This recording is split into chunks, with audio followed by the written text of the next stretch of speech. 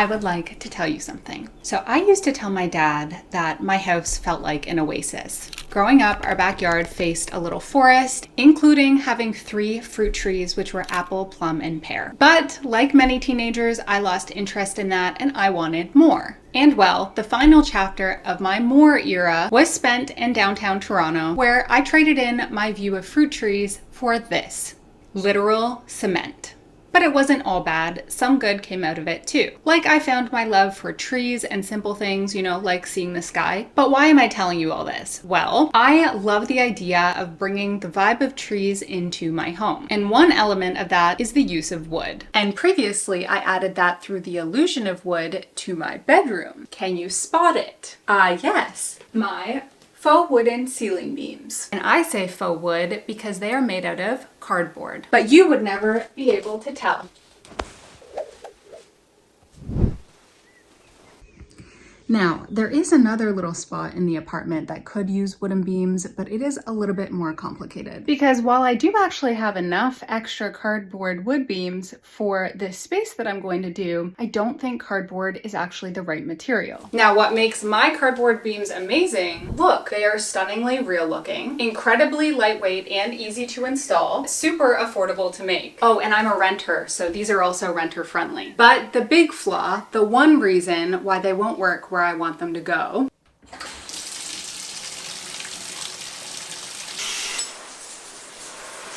well, this is where I want them. And some basic thinking goes: bathroom, shower, water, moisture, cardboard, mold. You see where I'm going with this? And you might be thinking, well, Delia, who even puts wooden beams in their bathroom? Me, that's who. And when I feel like doing something, I'm going to find a way. And I did find a way. Now, when I did my wood beams in the bedroom, that came from a random idea of seeing curtain rod boxes at Home Depot. So naturally, we went back to Home Depot to try and find inspiration. And in that very aisle, we found it. The idea was, if only those cardboard boxes came in a material that would be waterproof. But wait, they do.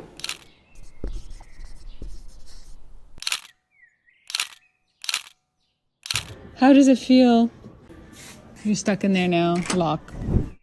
I found the perfect product to use. For the price of $22 per box, I found these curtain rod boxes. And I'm going to use the packaging to make faux wood beams. Now, what is actually special about these is that obviously they are plastic, they are so lightweight, and they're the perfect size at 3 by 3 inches. And all I need to do to turn them into beams is to carefully remove the product inside and the little packaging pieces, and then cover the outside with something that looks like wood. Now, I should mention that these specific curtain rod boxes were not bought from Home Depot. Though I got the inspiration from there, I found them cheaper at Giant Tiger. And when you're just using the packaging for the actual project, you can go with the cheapest option. Or at least that's what I did. So at the price of $22 per box, and for being able to sell the actual curtain rods, I'd say that's a steal. When I made my last wood beams, I made them look like wood by applying stain with a paintbrush and a rag in a way that made it look like wood grain. Could that same process be done with this? Well, yes, if I painted the boxes to be a nude undertone and then stained over top of it. But why do all of that if there's something easier? The faster, easier thing to do would be to cover the boxes with something that looks like wood. Something like this contact paper. This wood contact paper would really match the floors in the rest of my apartment and bring some of that wooden color into my bathroom. There are so many different wood types available though, so pick what suits you. Applying contact paper to this shape is not going to be simple though. It's hard to reposition, and getting it on smoothly is going to be hard. I know it will be totally doable though, and will be looking good in the end, and believing you can actually do it goes a long way in actually being able to do it. Okay, so I'm now just going to roll this all out. I am going to be leaving a couple inches extra on either side, just in case I don't place it down super straight. I did do a little test run and I saw that once you place it down, there is no lifting it up. So however it's down is how it's going to go. So make sure you have a little bit of extra slack on every edge, but especially on the sides. And now I'm ready to apply this onto the boxes. It's a little bit nerve-wracking, but go slow and ask someone for help if you can do that.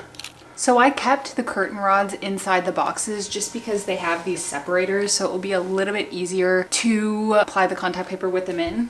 Let's get started. Okay, are you ready for this tutorial? Wipe off dust and dirt, then loosely line things up. Peel a tiny little bit of the backing off and set it down on the edge of the box. Get yourself a card and use it by sliding it down the box incrementally across every millimeter. Slowly, and I mean slowly, pull back the backing paper. So I am pulling the backing away from the sticker ever so slowly, and I'm really pressing it down as I go with this card. I also am just making sure that these pieces are not sticking to anything, because once they stick down, there is no lifting them up. So you just got to be careful with that and go slow.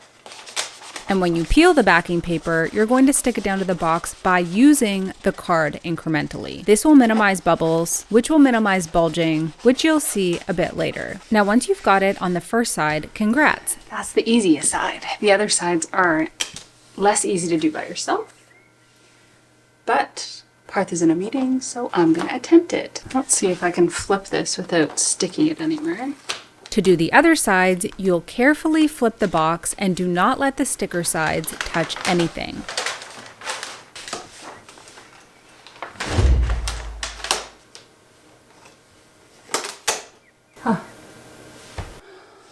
Close call. I tested methods of applying it down to these sides, and this one I'll show you is definitely the easiest. You just make sure that the sticker side is sitting flat and then roll it over. If that was intuitive to you, congrats, you're smart. It wasn't to me. And the reason it wasn't is because I thought that this would cause big gaps and bubbles. And I wasn't wrong.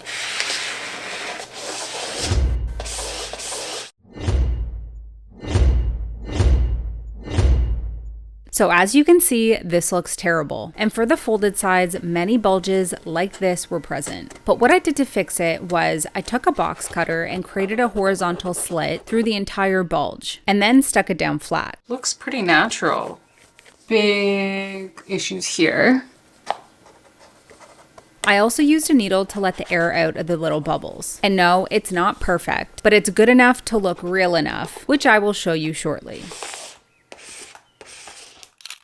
So here are all of my wooden beams ready to go, and all of the slices and imperfections are not going to be noticeable once they're hung up on the ceiling. I did test it and you can barely notice them, which is great news. I am really excited to hang these up, and as a renter, the hanging needs to be done in a way that causes the least amount of damage possible, and so that I can fully remove them when I move out. Okay, but first let me show you how I cut these to size. I basically taped around the box and drew a cut line and then took a new utility knife blade and cut on the line. It wasn't too complicated. But you know what was complicated in my head? The hanging. I mean, it's a classic case of overthinking, but in the end, I did something pretty simple. On this first box, where it fits pretty tight inside both side walls, I just used a command strip placed horizontally on one end, about 1 millimeter from the ceiling. On the other end, I also used a command strip, but for an L bracket this time, also placing it super close to the ceiling. Slide the box onto the bracket and the command strip, and voila. But what about for longer stretches of ceiling? Well, I've got you. On the wall sides, I used the command strip and L bracket trick. But on the connecting pieces, you're going to install a tiny finishing nail at a 45-degree angle towards the box. This will keep it securely attached to the ceiling. Repeat, and just like that, my boxes are up. But I wasn't quite satisfied. So here's the deal. I finally got the beams up. It took just a little bit of finessing and a little bit of stress, and they look pretty good. However, I also have the advantage, or shall I say disadvantage, depending on how you look at it, of having another set of faux beams in my apartment. And while these look pretty good, they don't look quite as realistic. Specifically, they just have a little bit of this shine that isn't my favorite. So what I decided to do is I'm going to put a little bit of paint on top. Come on. There are some things you should leave as is. Don't overwork them, because things can get worse instead of better. But yeah, this wasn't one of them for me. I watered down some dollar store brown paint and started applying a thin coat along each side of the boxes. And it killed down the shine just the right amount. It evened out the slightly unnatural contrast between the highlights and shadow colors of the wood grain. It made it a whole lot better. Not even sure if you can fully see the difference, but I can, and it looks better. Okay, focus on how contrasted the left side of the beam looks before the paint, and now see how much more subtle. So you can see I painted up until here, and then I didn't paint here. And you see how this just like knocked out the shine here? So hard to tell, but it just knocked out the shine and made it look that much more real. For a moment, I did not love these beams. I felt down about them not turning out as awesome as my original beams. They were good enough, but not good enough for me to feel good about them. However, with the thinned out layer of brown craft paint, kind of amazed it did the trick.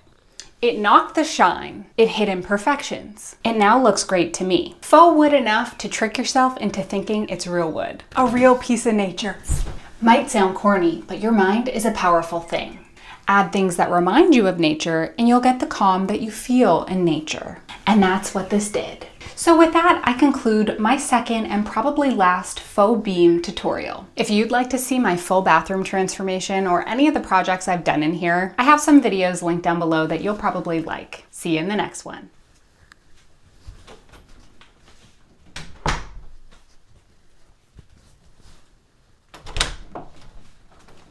Okay, just kidding. Bye.